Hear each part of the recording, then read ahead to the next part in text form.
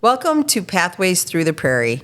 I am State Librarian Mary Soucie, and today I'm joined by my colleague and good friend, Wendy Wendt, who is the director of the Grand Forks Public Library. Wendy, thank you for joining me. Oh, thank you for having me, Mary. I've known Wendy for 11 years. She was one of the first librarians I met when I came to North Dakota, and I believe your library was the first public library that I visited as well. And boy, is it different. Yeah, it is very different. And so much fun. For those of you who haven't had the pleasure, Grand Forks has a slide, and they have swings, and they have an amazing teen gaming area. So very different and upstairs is all interactive for the kids. So it's really cutting edge, fun stuff. It does have a lot of fun stuff.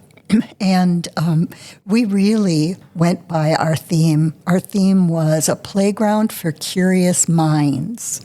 And so we tried to make it fun, but also inspiring curiosity and getting people, curious and wanting to learn and discover. I love that. Libraries are about lifelong learning, but what a fun twist on that. Mm-hmm. Yeah. How has your community reacted? They have loved it. The original library that was built opened in 72 was beloved by many, but it hadn't come into the modern age with us. It did get some computers, but they were put in as an afterthought, and everything was kind of squished in there. So people didn't want to stay at our library. They would come in, get things, and go, except, of course, for the children's programming because, kids love stories. So people were amazed. I love how beautiful it looks, but I keep wanting to remind those people, though, that it's still the old building, though. It's still got an HVAC system that, is seen its better days. Mm-hmm. But we're making the best of what we have because we were waiting. We didn't make any improvements, hoping that we'd get a new library. And we hoped, and we got nothing. So we finally said, we're doing something. We can't stay the way it is. And now people want to stay, and they use it as a reward for their kids. And we have people using our quiet lab to write their book or participate in classes online. So it's just so rewarding. The other thing is staff have told me they feel so much better about coming to work. That's wonderful. Yeah. That's awesome. So, Wendy, normally I start the interview with this question, so we'll dive in. The State Library's vision is providing pathways to knowledge and opportunities. What was your pathway into the library world? I love the way that question is worded. My pathway into the library world was a heart attack. So, like literally? Literally, yes. When I was 31 years old, I had a heart attack. Not some fake kind of thing, not indigestion, but a true heart attack. And it made me look at everything differently. At 31, my son was 8, and I just prayed I'd get to see him graduate. And I had gotten a business degree, and I wasn't really using it, but I was in property management, and you couldn't make the owners happy, and you couldn't make the residents happy, and it was stressful. And if you went for a weekend, then everything piled up for when you got back. I said, something's got to give. So I sat down, and I wrote a list of all the things I liked when I was a kid. And on that list, of course, was, I wanted to be a singer. Well, that was out. Not doing that. But on that list, part of it was reading. I loved to read. I loved to learn. And I also loved crafts, and I also loved a bunch of other things. But looking at that list, then I thought, okay, so I want to do something in these fields. And then I looked at a newspaper. I thought, okay, looking at all the jobs, the help wanted, what jobs fit with what I wanted to do or enjoyed doing? And there was an ad for a children's librarian. And I thought, libraries. I had loved libraries my whole life and never realized you could work at one. Like that was an actual job people had. So I wrote up an application and sent it off and waited for the phone to ring and didn't get a call. And I thought, well, now dang it, I just discovered a great job for me. What do you have to do, for Pete's sakes, to work in a library? And so I started searching, and eventually that led me to library school. And and so long story, a little bit shorter is, well, that's where I ended up. Wow. Yeah, and I love it. But it never had occurred to me. I love that you're like, people work in libraries. What did you think? Did you think they were all volunteers? You know, I don't know. I think because my mom took us to the libraries when we were young. We always went. And I really think that I didn't notice the people. I thought the library was just a building with a lot of books that I would take home. And I didn't really think, like, somebody's got to buy those books, and somebody's got to put them away, and somebody's got to do the story times. And I didn't really think about it. Sure. So, yeah. So that was the big benefit of my heart attack, was getting me on the library path. Just as a side, a PS is my heart's doing very well. I'm doing fine. But they did tell me at the time, I'm like, why did this happen to me?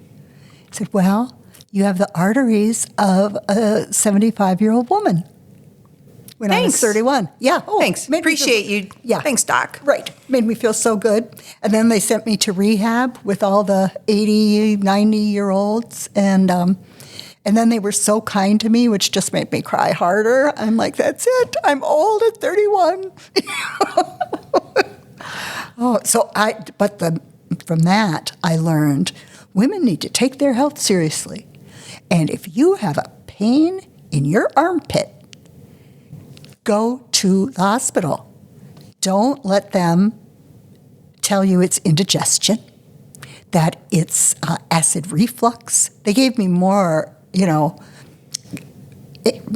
antacid stuff than, it's just awful. And finally, one doctor, I was having a heart attack, and one doctor discovered it. And probably saved your life. Yeah, he did. Dr. Morrison. Thank you, Dr. Morrison, because we're very happy that he saved your life, Wendy. I am too. I would have missed all of this. Right. Yeah. And so what types of libraries have you worked in?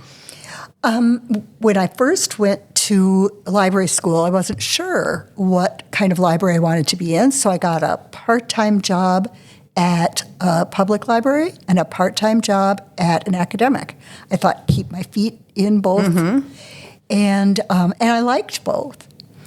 But the further along I got, I knew public was where I wanted to be. And also, when I started, I didn't realize that I wanted to be the director. I thought, I just want to work in the library anywhere. Just put me anywhere, and I want to be there. But over time, then it's like, I want to be the director. I never had visions of being a director. I always wanted to be a librarian. When I was a little kid, I wanted to be a teacher and then a librarian. And I'm one of the few people I know in the library world. Obviously, there are people who wanted to be librarians, but a lot of our colleagues came to this the same way you did, as a second or sometimes even a third profession. But I never knew I directorhood was in my world, and I definitely never knew state librarian was, Right. you know. Right, like the head Yeah. director. Right. Yeah, I never knew that would be on my part of my world, but I'm so glad that it is because I've met such awesome people like you, Wendy. Yeah. It feels like we've been friends way longer than 12 years. It does. Yeah. Absolutely. Yeah. Absolutely. And I feel like North Dakota Library Land is like that. Yeah. We're small, we're close, we're mighty. Yeah. What do you think people would be surprised to learn about libraries today? Well, depends on who you're talking about.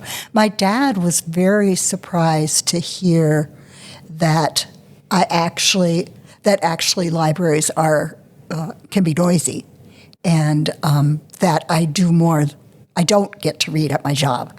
I don't get to read, but I think that people would be surprised how vibrant libraries are and how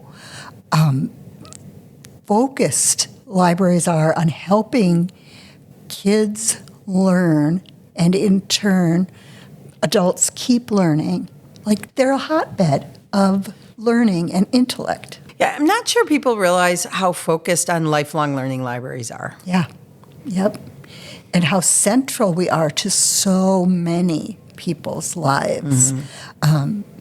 I use my dad as an example because there's kind of the difference. My mom always brought us to the library, but my dad, he was too busy working construction, and he didn't get the chance to go to libraries. But now he's a massive reader, but he still can't get it that you can go to the library, ask for what you want, and then just take it home for free, and then just bring it back.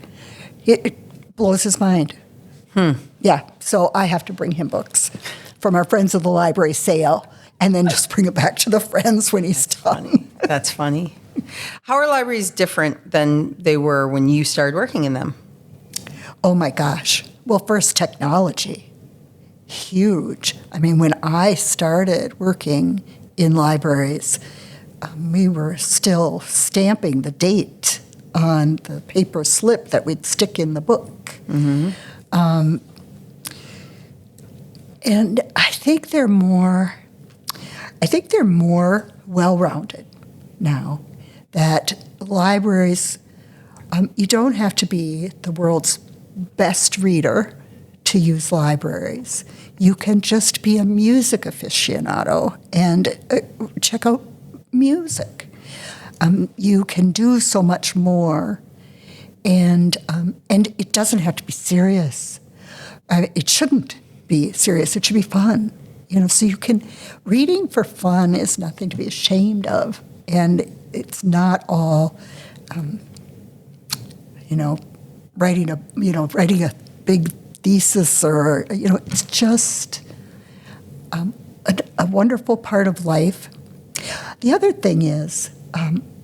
What I've seen our librarians do, and I know librarians all over the country do it, but librarians also are a human connection for people. And we have people from development homes and other facilities come into our library on a regular basis. And they have developed relationships with our staff that it's so touching. We have people come in and they'll be afraid to speak to anyone who works there at the library, hesitant to make eye contact. And within a couple of weeks of visiting, they're knowing the person's name. They're telling us.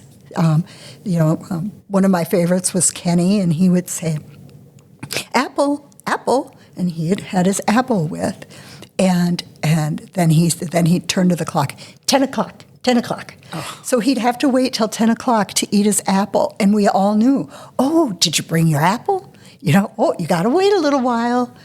And we get that relationship. And I think it gave us great satisfaction and gave them someone to connect to that isn't paid to connect with them. Right. Yeah. Yeah. That's what libraries are about. We build connections. Yeah. We're the center of the community, and we connect people, with resources, with lifelong learning. Absolutely. Yeah. Absolutely. What's your favorite part about being a librarian?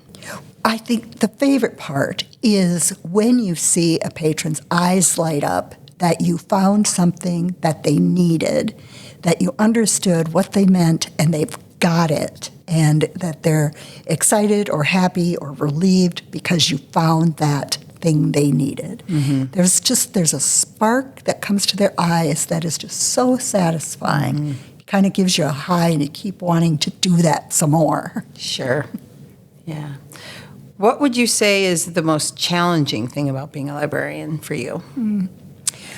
Right now, it's, I think, what many librarians are going through. It's so disheartening to see people wanting to ban books, accusing library staff of being groomers, we are all just trying to help our communities and, be one of the helpers. And it's hard to keep people up and, inspired despite that. It's heartbreaking to think that there are people out there who really believe that. I agree. Yeah. Yeah. So one of the fun things at your library is the swings and the slide, the interactive board upstairs with all the letters. But we are, this week, as you and I are talking, we are at our conference, and our annual library conference, and you hosted the librarians at your library the other day. And I ran into a colleague who was visiting from Colorado. She's here for the conference. And she was just in love with the aquarium. Because you push a button and it lights up on the bottom and you see all the innards, but then you push the other button and your little undersea guy comes down from the top. Whose vision was that? How did you guys come up with all of these things that you've added to the library? Well, the library has always had a fish tank, a smaller one. For years, from before I came here, there was an aquarium. But it was small. It once got tipped over. Oh, wow. That must have been a mess. Yeah, that was before me, too. I'm glad I wasn't there for that. But then now with the remodel, our staff member, Leif Fritzel, who you may have met, he is a huge aquarium buff. And so he built the actual aquarium. Oh, wow. Yeah, he built it in his garage. And then he created it. It's using North Dakota rocks, North Dakota gravel, North Dakota plants, and so then fish that would survive in North Dakota. All that's Greek to me, and I think it's really cool. But we had a special visitor here a couple of years ago, an author, and he also was an aquarium aficionado. And he said it was one of the finest freshwater aquariums he'd ever seen. Wow. Yeah. I'm like, wow. I mean, I don't know. It's pretty. I like it. Right. But yeah, it's really good. So anyway, it's Leif who's created it, and he takes care of it. He has trained a sidekick to do it when he's on vacation. But so that was fun. The other ones, we were like, our tagline is Playground for Curious Minds. So we were like, well, now what's like a playground? How can we turn the library into a playground? And so that's how we got the slide. I wanted originally a different sculpture. My board president, back when we started this project, was in Boston, and he went to a children's museum there, and they had this climbing sculpture that went up 3 stories, and it was shaped like books. The floors were open books, and then up there was netting, that so that a child could climb down or up without falling. There was no fear of falling more than a foot. And it was amazing, amazing. I wanted that. I'm like, that's a playground, jungle gym, fun. $500,000. Not in our budget. So we started thinking, well, what else is like that? That would be cool. And we came up with the hot pink swirly slide. There you go. And and so many librarians went down it the other night. It was awesome. Yeah. Yeah. You've gone down it. I have gone down it. Mm-hmm. Yes. I didn't go down it this time, but I have gone down it in the past. Yeah. And it is. It's just so much fun. Yeah. It's a lot of fun. So, awesome. Wendy, what's one thing you would like listeners to know about your library? I mean, our library really, all the bells and whistles are fun, but the best part of our library is the staff. They're amazing, and they genuinely want to help people, help them find things, whether it's something serious or something fun, and they don't judge. They're there to help, and that's the best part of our library. And they were there before it was cute, and they're going to stay while it's cute too. I love that, Wendy. I always like to wrap the podcast by asking this question, and I didn't give you a heads up, so my apologies. And I never ask a librarian to name their favorite book, because that's just not possible to name one. But what's a book that you've read that you enjoy sharing with others? Mm-hmm. My most recent book that I've given 5 stars and loved was My Friends by Richard Bachman. Okay. Bachman is the last name. From right near the beginning of the book, his writing, it was so beautiful that it had me almost in tears. Oh, wow. Right near the beginning, yeah. And then it was beautifully written. It's about a beautiful friendship with some teenagers and who didn't have easy lives.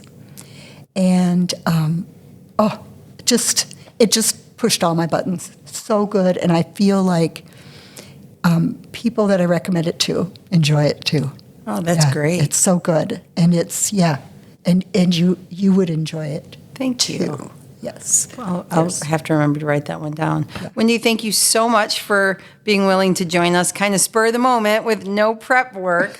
It's been so much fun to talk about you, and you know how much I love your library, but it was fun to hear about your journey into librarianship. I don't know that I knew the full story, so thank you for your honesty and your openness in sharing. Yeah. Thank you, everyone, for listening to Pathways Through the Prairie, and look forward to you joining us for a future episode.